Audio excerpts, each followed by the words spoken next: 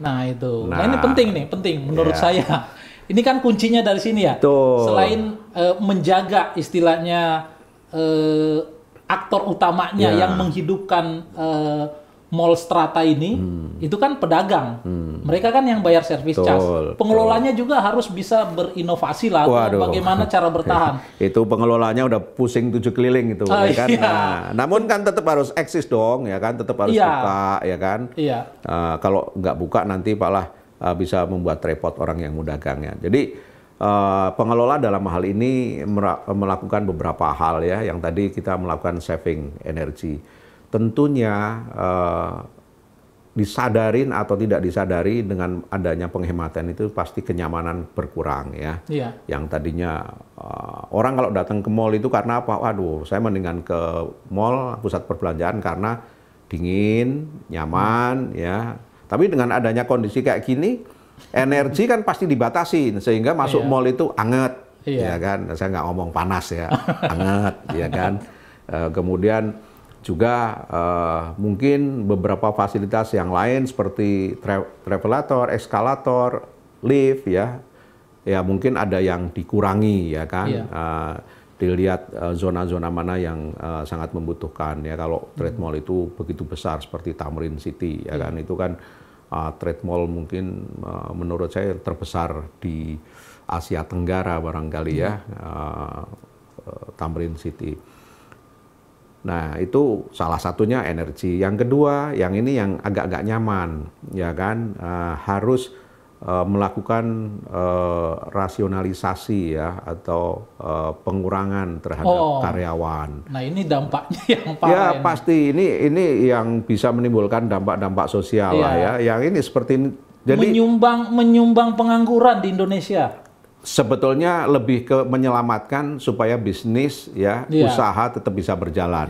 Nah, ini bukan masalah siapa yang dikorbankan, tetapi ini adalah bertujuan mulia ya supaya usaha itu tetap bisa berjalan ya kan. Kemudian juga tidak memperparah kondisi ya kan. Kalau tutup total itu kan berapa ribu orang yang bekerja di mall itu sendiri. Ini bukan karyawan pengelola dulu deh ya, yang kerja di mall itu sendiri ya kayak SPG dan lain-lain, ribuan tuh. Ribuan ya. Akan nganggur ya kan, kalau tutup ya kan, dan pengusahanya juga sudah nggak mampu ya kan, akhirnya mereka bisa memutus pihak ya kan, atau tidak sepihak lah, udah ngomong nih saya udah nggak mampu ya, kita akan tutup, ya akhirnya orang kan banyak kehilangan pekerjaan. Nah, kita menghindari hal-hal kayak gitu. Ya, kiat-kiat itu ya, tadi saya katakan ekstrim karena kita harus secara rasional menghitung biaya kan, supaya bisa bertahan, mengurangin. Kemudian juga sebagian ada yang merumahkan. Kemudian jam kerja juga mulai di jam masuk kantor lah, ada yang namanya work from home, ya kan. Kemudian ada juga yang kerja di kantor, ya kan. Ini dibagi dalam 1 minggu. Nah, kalau pusat perbelanjaan juga agak susah ya untuk membagi kayak gitu, karena kan justru dalam kondisi seperti ini pengelola pusat perbelanjaan itu bekerja ekstra keras, ya kan, berpikir bagaimana supaya pusat perbelanjaan tersebut bisa tetap berjalan dengan baik. Paling enggak kapal ini tidak karam ya. Ya paling wajar lah untuk kalau ngambang dulu deh. Kalau belum bisa bergerak ngambang dulu deh. Mengurangin awak kapalnya dibuang ke laut separuh-separuh sedikit-sedikit nggak apa-apa lah, yang penting kapal daripada kapal ini karam semua. Ini ekstrim nih ya, bukan lah ya, kita turunkan lah. Bukan dibuang lah. Paling kita turunkan penumpangnya suatu saat ketika normal mereka lagi. Iya, tentunya seperti itu ya, bahwa kita kan juga membutuhkan ya para profesional yang kerja di badan pengelola. Bro, kalau kita lihat untuk masa PSBB ini yang diperketat, itu kira-kira kalau dilihat normal, itu berapa persen operasional mall itu dijalankan untuk pengelolaan dan perawatan, dan berapa persen mungkin pengurangan karyawan yang dilakukan gitu? Kalau karyawan berbeda-beda ya, tapi saya mungkin akan berbicara secara persentase dari cost aja ya. Jadi tentunya pusat perbelanjaan atau badan pengelola ini akan melakukan yang tadi saya sampaikan, kiat-kiat untuk tetap bertahan ya. Jadi biasanya rata-rata mengurangi cost itu sampai dengan 50%, ya kan? Sampai dengan, tetapi mencapai 50% sangat susah. Kos ya kan? Penghematan ini? Ya, pengeluaran lah ya. Pengeluaran. Pengeluarannya itu ya mungkin bisa tercapai di angka 35%. Pengeluaran yang terbesar itu apa? Pengeluaran terbesar ya manusia sama energi. Listrik. Manusia itu udah jelas mahal manusia itu ya kan. Kalau karyawannya begitu banyak, itu udah beban sendiri. Yang kedua listrik, ya kan. Lo manusia itu maksudnya ada outsourcing, ada mitra kerja seperti cleaning service, security, karyawan in-house sendiri. Ini cukup besar nih, besar sekali gitu loh, ya kan. Kalau boleh saya katakan terbesar ya, itu di manusia. Berarti terpaksa kenyamanan ini dikurangi ya? Iya, kenyamanan dikurangin itu dari sisi listrik ya. Ini kan kita tahu nih, sebetulnya di sektor ini ya, terutama pedagangnya banyak UKM. Terus jumlah orang yang dipekerjakan ini banyak. Nah, kita ketahui bahwa COVID-19 ini bisa berlangsung lama. Mungkin bisa, kalau dari PBB sih, yang kalau nggak salah WHO pernah merilis bahwa kemungkinan bisa sampai 1 dasawarsa. Itu artinya 10 tahun panjang. Nah, kalau ini kan dibutuhkan peran serta pemerintah dalam hal ini. Nah, sejauh mana saat ini pemerintah melihat kasus ini urgent apa enggak gitu?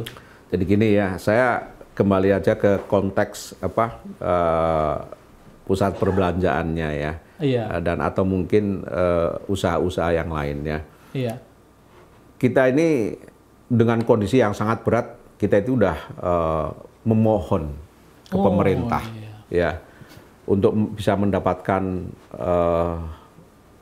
ya paling tidak pengurangan biaya yang dikeluarkan oleh kita dan kewajiban kita kepada pemerintah, misalnya kita bayar listrik ya. Kita sudah bersurat ke PLN ya untuk minta. Itu lewat apa? Asosiasi atau masing-masing ini nih? Asosiasi ya, di APPBI juga kirim, Real Estate juga kirim, ya kan. Kemudian pribadi juga kirim. Maksudnya perusahaan yang mau masing-masing ya? Ya kita minta kirim, pengurangan bila perlu tarifnya bisa dikasih diskon, karena ini diskon ini akan kembali lagi diberikan kepada masyarakat. Ya kalau kami bisa menghemat listrik 25%, 25% ini nanti akan kembali ke masyarakat. Yang tadi relaksasi itu ya, diskon dan lain-lain itu ya. Betul. Namun apa yang terjadi? Kita cuma boleh mundur beberapa hari aja bayarnya.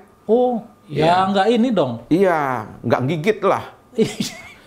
Setengah hati. Iya, kemudian juga pajak, ya kan. Itu kan mestinya kondisi kayak gini, ya kita perlulah dukungan dari pemerintah ya.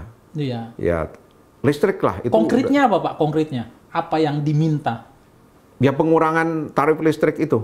Tarifnya listrik kurangan. Apa? Dalam bentuk apa? Ya, kalau persentasenya berapa? Mungkin diskon 50%. 50%. Ya. Lantas apa lagi? Kemudian dari sisi pajak ya, pajak reklame, pajak BBB, pajak parkir malah naik nih. 30% nih ya kan. Untuk di DKI. Nggak sopan. Barangkali gini, pemerintah juga puyeng nyari duit ya kan. Karena duitnya habis dimakan COVID nih kan. Makanya dia juga pening ya. Tetapi masyarakat lebih pening rasanya kan, karena masyarakat ini kan asal perut kenyang, tenang di rumah, mungkin nggak bergejolak ya. Jadi yang diminta itu ya tadi? Ya hal-hal yang sifatnya diberikan insentif lah kepada para pengusaha, karena insentif itu juga nanti akan kembali kepada masyarakat juga. Masyarakat itu baik pedagang maupun pengunjung. Ya kan? Ada nggak yang disetujuin? Sejauh ini belum. Belum. Waduh. Hebat ya. Kata Bang Roma Irama itu terlalu. Emangnya. Tapi ya itulah faktanya ya. Barangkali dia lebih pening dari kita. Ya. Jadi selama ini belum ada. Belum ada. Belum ada. Terus apa yang diminta? Selain itu kebijakan-kebijakan apa yang harus, kalau pemerintah mau menyelamatkan industri ini, terutama pedagang kaki lima? Ya, kita mau minta apa lagi, orang minta 2 aja nggak dikasih. Berarti udah pasrah nih Pak? Ya, tapi kita juga berusaha sendiri lah, nggak boleh pasrah kayak gitu. Kan tadi kita sampaikan, pokoknya bagaimana pusat perbelanjaan bisa tetap hidup. Iya. Bisa tetap berjalan dengan baik, biarpun dengan pembatasan-pembatasan. Ya kan, ya nggak apa-apa, kita jalan dulu apa adanya, ya kan. Nanti kan masyarakat itu biasanya lupa, ya kan. Lupa kalau lagi ada masalah, ya kan. Ya, yang paling penting kita buka dulu, ya kan. Itu supaya mereka tetap waspada juga, ya kan, bahwa ekonomi tetap harus berjalan. Kalau dia di rumah terus bermain online juga, ya kan. Kan sebagian masyarakat juga pengen kalau beli baju itu pengen mencoba, pengen megang, pengen melihat langsung. Nah ini berbeda, ya kan, kalau kita beli online itu kan kadang, wah warnanya ternyata tidak sesuai dengan di gambar. Kalau langsung dilihat itu kan, dan banyak orang juga yang ketipu beli di online, nggak cocok barangnya ini. Bukan ketipu lah ya, jadi tidak sesuai barangkali, ya kan, saat lihat itu, baju dipakai, yang pakai kurus, ya kan, padahal yang mau beli mungkin agak lebih sedikit, ya kan. Jadi begitu dipakai nggak sesuai, ya. Tapi bukan ketipu, tapi memang. Iya. Tapi kalau ini berlangsung terus ya, ini kan kalau penyakit itu dia makin kritis. Ya. Kan nggak bisa bertahan kan? Ya. Pengelolaan ini pasti tiap bulan pasti minus ya. Ya. Minusnya bisa berapa? Kalau bicara minus ya itu, kalau dari sisi penerimaan dibandingkan pengeluaran ya, itu rata-rata juga mungkin sekitar bisa sampai 25%, ya kan. Tetapi saat ini kita ini mengejar break even aja. Oh, break even? Break even aja. Minimal sekali ya Pak ya? Oh iya, karena loh, mau mencapai break even itu susah. Bayangin, saya memaksa orang untuk membayar, yang suruh membayar, saya pasrah Pak. Saya pasrah. Iya, Bapak mau ngapain saya juga terserah. Saya udah nggak punya apa-apa lagi gitu loh. Nah, ini kalau yang dihadapin UKM kan seperti itu, ya kan. Benar-benar UKM itu di saat dia membangkitkan perekonomian, dia akan bangkit begitu bergairah. Kita boleh lihat Tanah Abang ya, bagaimana itu dinamisnya pasar Tanah Abang itu kan, ya kan. Kalau pas kondisi normal, UKM itu wah dahsyat. Kita harap pemerintah bisa dengar kayak gini permasalahan ini. Soalnya ini sebetulnya pemerintah udah dengar dari mana-mana. Cuma pemerintah mau melaksanakan yang didengar itu, wah dia juga susah. Dia gimana dia mau bantu, dia sendiri lagi kesulitan gitu loh. Mungkin terlalu banyak masalah yang istilahnya sangat sulit. Enggak, tapi saya tetap yakin bahwa ini akan berakhir pandemi ini ya. Kalau WHO bilang satu dasawarsa dan lain sebagainya. Barangkali ya namanya flu pilek aja kan setiap hari sudah hidup bareng sama kita, ya kan. Kita flu pilek, ya, minum obat flu pilek juga udah. Itu kan awalnya barangkali zaman dulu obat flu pilek itu juga penyakit berat, tapi karena udah berdampingan dengan kita begitu lama ya kita biasa. Oke. Terakhir nih Bro, apa harapannya ke depan, terutama tentunya kondisi ekonomi kita ke depannya itu bagaimana? Terus kedua, pemerintah ini harus berbuat apa untuk menyelamatkan industri ini? Ya kalau harapannya COVID ini segera berlalu dulu lah ya. Kalau COVID ini segera berlalu ya kita baru mulai menata. Yang pertama adalah pemerintah kan optimis ya, di 2021 itu kan dia mencanangkan pertumbuhan itu 4-5%, ya 4-5,5% pertumbuhan. Ini ya pemerintah harus optimis. Kalau pemerintah ngomong pertumbuhannya minus gitu, wah itu sama aja ngajak loyo bareng gitu loh, ya kan. Walaupun kenyataannya tidak tercapai ya mau bagaimana, yang penting udah berusaha kan. Pertama COVID teratasi, ya kan, paling tidak ada vaksin dan obat, ya kan. Nah itu paling tidak akan mengurangi stresnya masyarakat ya, atau was-wasnya.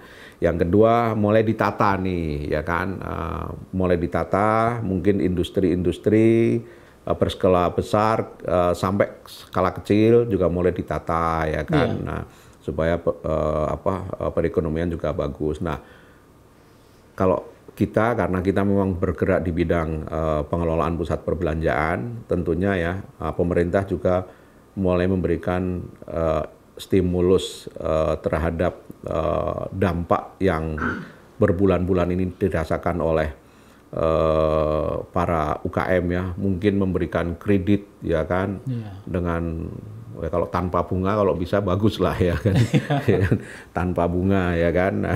Kalau bisa ya dengan bunga serendah-rendahnya ya kan, kemudian dihidupkan kembali geliatnya ya kan, supaya kalau masyarakat menengah ke bawah ya ini bisa bergeliat lagi ya, tentunya pertumbuhan akan menyokong pertumbuhan perekonomian secara nasional. Nah, di samping itu juga mulai penataan tentang gaya hidup lah ya, yang selama ini kalau kita mungkin abai atau lalai terhadap hal-hal yang sifatnya kebersihan ya, menjaga diri, ini mungkin harus diingatkan ke depan. Dan kita dari Asosiasi Pusat Berbelanja tentunya berharap dukungan pemerintah ya, bila mana kondisi ini belum membaik ya, tentunya harus diberikan insentif ya atau keringanan-keringanan, mungkin seperti tadi saya sampaikan, listrik ya, pajak-pajak ya, ini dikurangi dulu lah ya kan, supaya kita bisa bertahan. Paling nggak dapat mengurangi beban dari pengelolaan biar ini bisa berlanjut. Betul. Ya kalau mall rame kan, rame di situ juga ya kan. Ada ekonomi berjalan. Betul. Dampaknya bisa luas. Betul. Oke Pak, terima kasih banyak teman-teman sobat Persi sekalian P3 RSI. Kali ini tema kita saya kira cukup menarik, bahwa pemerintah harus melihat kondisi ini sangat urgent untuk menolong UKM yang ada di Mall Strata ini. Karena itu banyak tenaga kerja yang terlibat di sana. Nah, mudah-mudahan didengar oleh pemerintah, Pak Mualim, kita berharap. Mudah-mudahan. Dan ini sudah didengar cuma. Didengar. Sudah didengar, cuma belum. Sorry ya, itu memang sering gitu Pak. Didengar pasti sudah gitu. Didengar. Cuma belum kita berharap lebih dari itu pemerintah untuk menyelamatkan ini. Sekian dan terima kasih. Kita jumpa lagi di tema berikutnya.